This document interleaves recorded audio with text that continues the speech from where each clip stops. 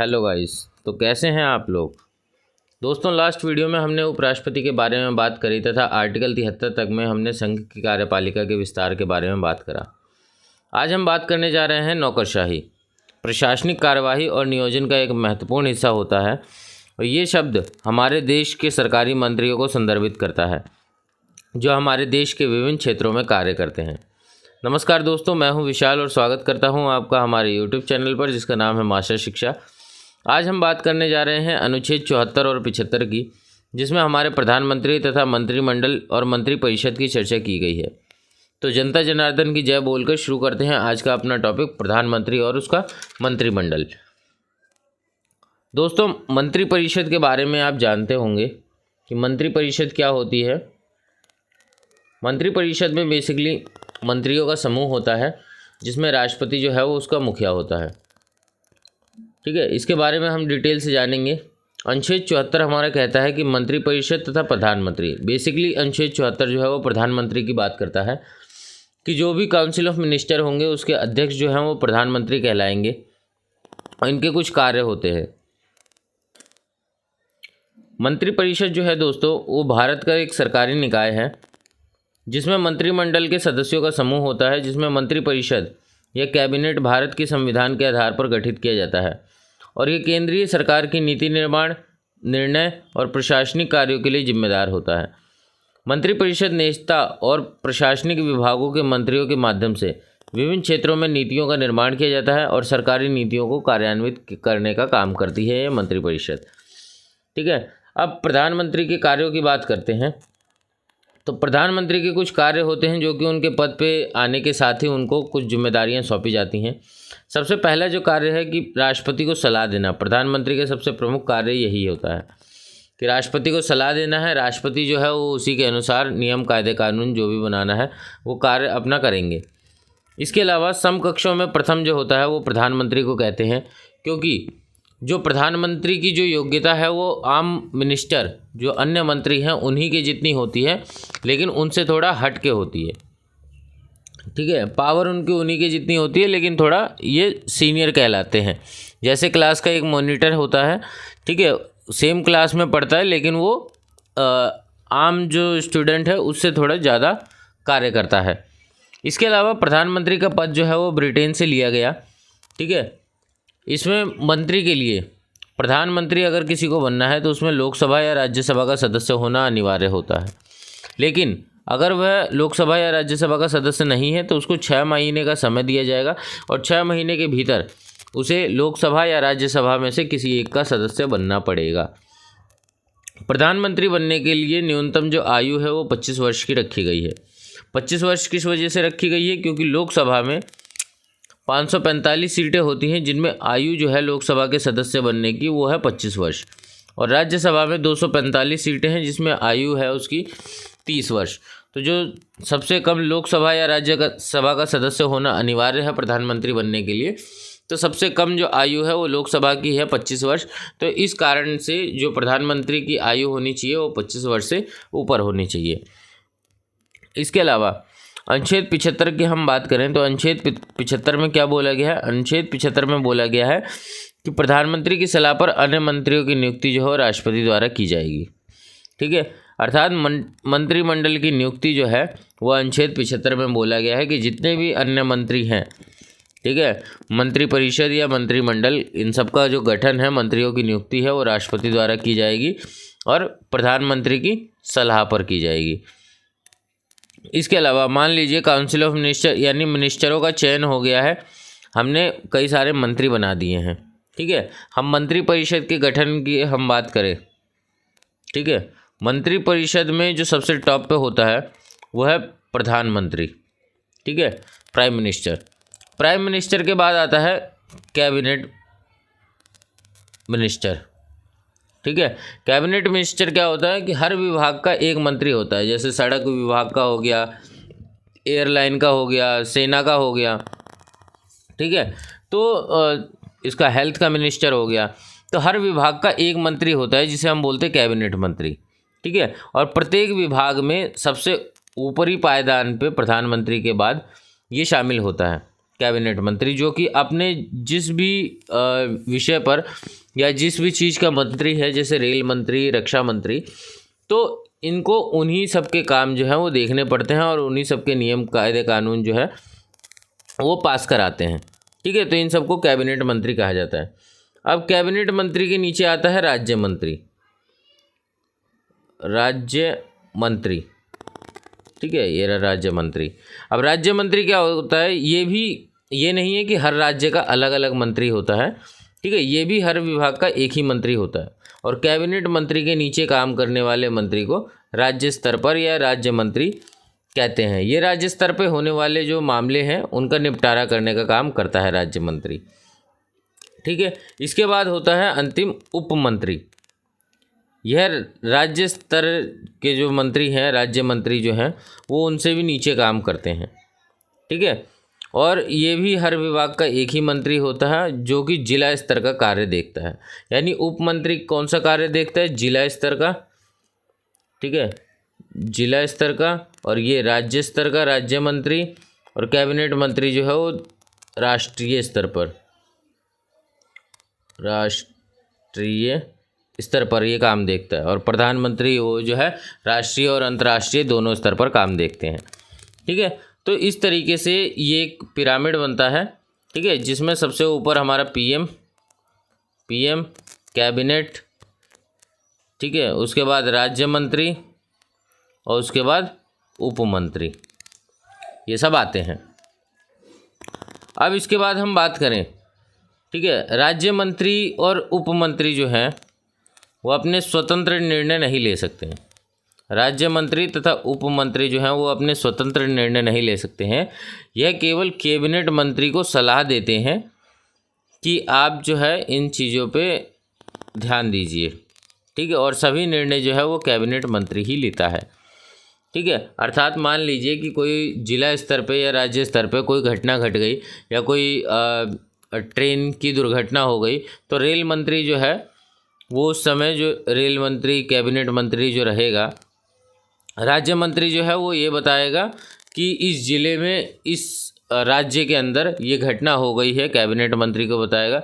फिर कैबिनेट मंत्री जो है वो उस पर एक्शन लेगा। ठीक है, तो इस तरीके से काम करते हैं ये। कैबिनेट मंत्री की अनुपस्थिति में राज्य मंत्री को स्वतंत्र प्रभार दे दिया जाता है। यानी कैबिनेट मंत्री अगर नहीं है, उसकी तबीयत खराब है या वो किसी भी कारणवश अनुपस्थित है, तो कैबिनेट मंत्री जो है उसकी अनुपस्थिति में राज्य मंत्री को एक अतिरिक्त प्रभार दे दिया जाता है, जिसे बोलते हैं राज्य मंत्री स्वतंत्र प्रभार। अब राज्य मंत्री स्वतंत्र प्रभार में क्या होता है कि वो है राज्य मंत्री जो है वो कैबिनेट मंत्री की जगह ले लेता है, और कैबिनेट मंत्री जो फैसले ले सकता है, जो नियम कायदे कानून बना सकता है, जो स्वतंत्र निर्णय ले सकता है, वह सभी निर्णय जो है वो राज्य मंत्री ले सकता है। लेकिन राज्य मंत्री वो तभी तक निर्णय ले सकता है जब तक कैबिनेट मंत्री अनुपस्थित है। ठीक है, फिर इसके बाद है मंत्रिपरिषद में बड़ा आकार में बड़ा होता है। मंत्रिपरिषद जो है क्योंकि आकार में बड़ा होता है, इस वजह से ये मंत्रिपरिषद कहलाता है। ठीक है, मंत्रिपरिषद में आकार में बड़े क्यों होते हैं, क्योंकि इसके अंदर कैबिनेट मंत्री भी आ जाता है, राज्य मंत्री भी आ जाता है, उप मंत्री भी आ जाता है। ठीक है, और राज्य मंत्री स्वतंत्र प्रभार वाले जो व्यक्ति हैं, मंत्री हैं, वो भी आ जाते हैं। इसके अलावा मंत्रिमंडल की अगर हम बात करें, ये था हमारा, इससे पीछे हमने बात करी मंत्रिपरिषद की। अब मंत्रिमंडल में बात करें तो ये शक्तियों में बड़ा होता है, क्योंकि इसके अंदर जो है प्रधानमंत्री, ठीक है, प्रधानमंत्री आ जाता है। इसके बाद कैबिनेट मंत्री आ जाता है जो कि स्वतंत्र निर्णय लेता है, और राज्य मंत्री स्वतंत्र प्रभार भी आ जाता है जो कि ये भी स्वतंत्र निर्णय लेता है। तो शक्ति में जो है वो मंत्रिमंडल बड़ा है। ठीक है, इसके अलावा जो है अगर प्रधानमंत्री जो है, प्रधानमंत्री की अगर हम बात करें तो प्रधानमंत्री बनने के लिए पार्टी का बहुमत होना ज़रूरी है, क्योंकि जब तक आपके पास पार्टी का बहुमत है तब तक आप जो है प्रधानमंत्री बने रह सकते हैं। इसके अलावा अगर आपने प्रधानमंत्री ने त्यागपत्र वगैरह दे दिया, ठीक है, तो क्या होता है कि पूरा मंत्रिमंडल तथा मंत्रिपरिषद को भंग कर दिया जाता है, सबसे इस्तीफा ले लिया जाता है। लेकिन क्योंकि पूरा मंत्रिमंडल और मंत्रिपरिषद जो है वो लोकसभा या राज्यसभा अर्थात संसद का हिस्सा होते हैं, तो इस वजह से लोकसभा जो है वो भंग नहीं होती है। और लोकसभा में बहुमत वाली पार्टी को जो है उससे बोला जाता है कि आप जो है नए प्रधानमंत्री का चयन कीजिए, और फिर राष्ट्रपति जो है वो नए प्रधानमंत्री का चयन करता है। ठीक है, राष्ट्रपति बहुमत पार्टी से दोबारा प्रधानमंत्री बनने के लिए सदस्य के लिए पूछती है। ठीक है, और नया प्रधानमंत्री जो है वो बचे हुए कार्यकाल के लिए आता है। ठीक है, और नया प्रधानमंत्री ये बताता है कि उसे मंत्रिपरिषद या मंत्रिमंडल में कोई बदलाव करना है या नहीं करना है। ठीक है, तो इसमें क्या है बेसिकली कि अगर प्रधानमंत्री ने इस्तीफ़ा दे दिया, ठीक है, या प्रधानमंत्री की मृत्यु हो गई, ठीक है, तो वो पूरा का पूरा जो है वो मंत्रिमंडल या मंत्रिपरिषद को त्याग पत्र देना पड़ता है। तो ये वही बात हो गई कि ना खेलब न खेलवे देव, खेलवे बिगाड़ देव। ठीक है, तो ये वही वाली बात है कि प्रधानमंत्री के न रहते हुए भी जो है वो पूरा मंत्रिमंडल और मंत्रिपरिषद जो है वो इस्तीफ़ा दे देता है। इसके बाद प्रधानमंत्री बनने के लिए कुछ ज़रूरी बातें हैं। मंत्री जो है वो व्यक्तिगत रूप से राष्ट्रपति के प्रति जवाबदेह रहता है।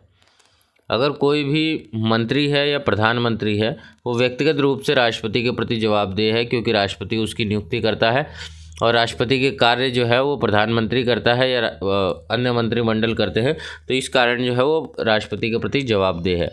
मंत्रिमंडल सामूहिक रूप से लोकसभा के प्रति उत्तरदायी है, क्योंकि वह लोकसभा का सदस्य होता है। जीती हुई पार्टी जो है वो लोकसभा में बैठती है, तो वो इस तरीके से लोकसभा के प्रति उत्तरदायी है। मंत्री जो है वो राष्ट्रपति के पश्चात पर्यंत तक ही रह सकता है, लेकिन ये एक्सेप्शनल है, क्योंकि जब तक प्रधानमंत्री नहीं बोलता किसी भी मिनिस्टर को हटाने के लिए, राष्ट्रपति तो एक मोहरा है, जब तक प्रधानमंत्री नहीं बोलता किसी भी मंत्री को हटाने के लिए उसके पद से, या उसके पद पर नियुक्ति करने के लिए, या उसका ट्रांसफ़र करने के लिए किसी अन्य विभाग में, तब तक वो जो है राष्ट्रपति जो है वो अपनी ओर से कुछ नहीं कर सकता है। ठीक है, क्योंकि ये पूर्ण रूप से प्रधानमंत्री पर ही निर्भर करता है कि वो अन्य मंत्रियों की नियुक्ति जो है वो आंशिक रूप से करे या पूर्ण रूप से करे या फिर चेंज ही ना करे। इसके अलावा नीति आयोग की बात करते हैं। नीति आयोग में क्या होता है कि नीति आयोग का गठन जो है योजना आयोग के स्थान पर किया गया था, और इसका हर काम जो है हर विभाग को सलाह देना होता है। बेसिकली नीति आयोग क्या है कि हर विभाग जो है, जैसे रक्षा विभाग जो है वो रक्षा से जुड़े मामलों की पैरवी करता है और उसी पे ध्यान देता है।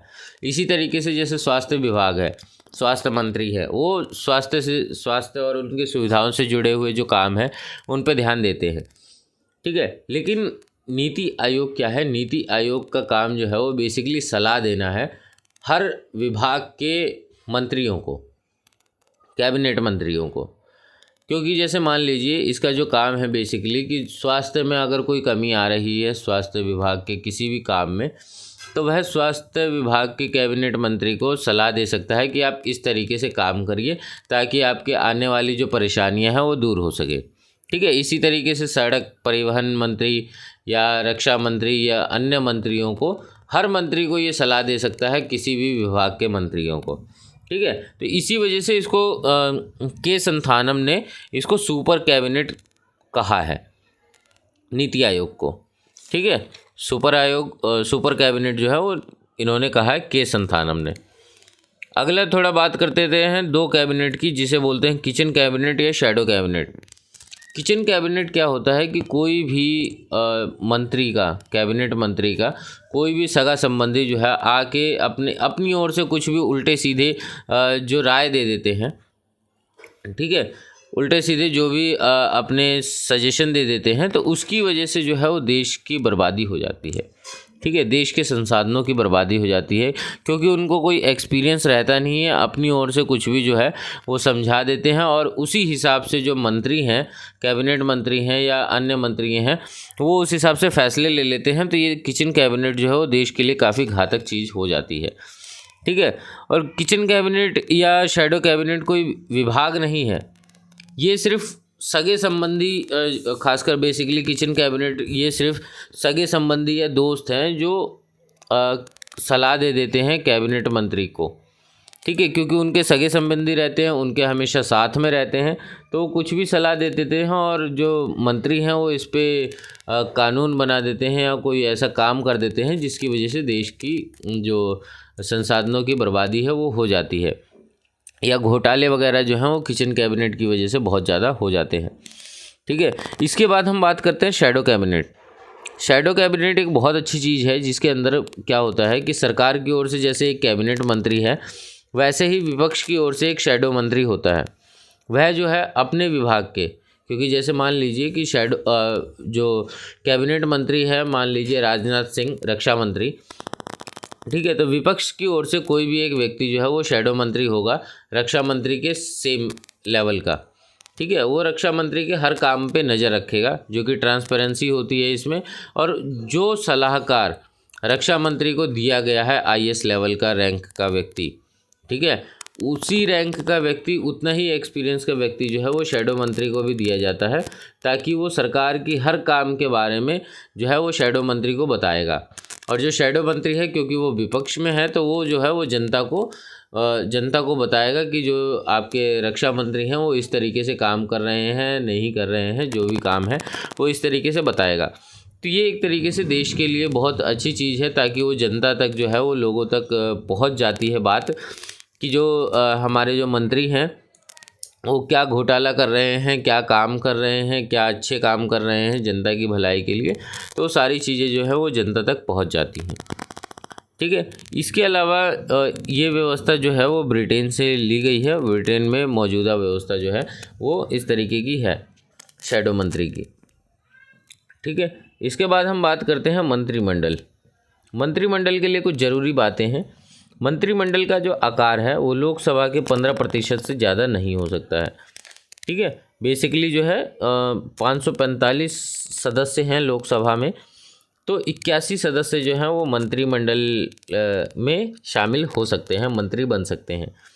इसके अलावा कोई भी संसद का सदस्य बने बिना केवल 6 महीने तक ही मंत्री पद पर रह सकता है।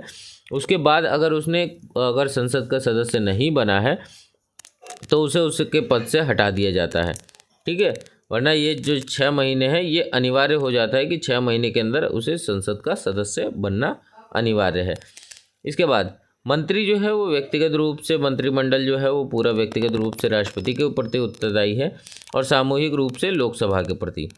प्रधानमंत्री जो है वो बहुमत दल का नेता कहलाता है।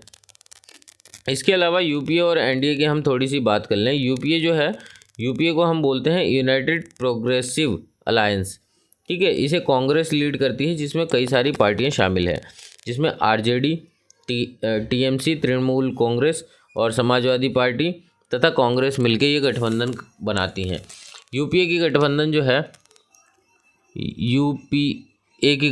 जो है वो 2 बार बनी है।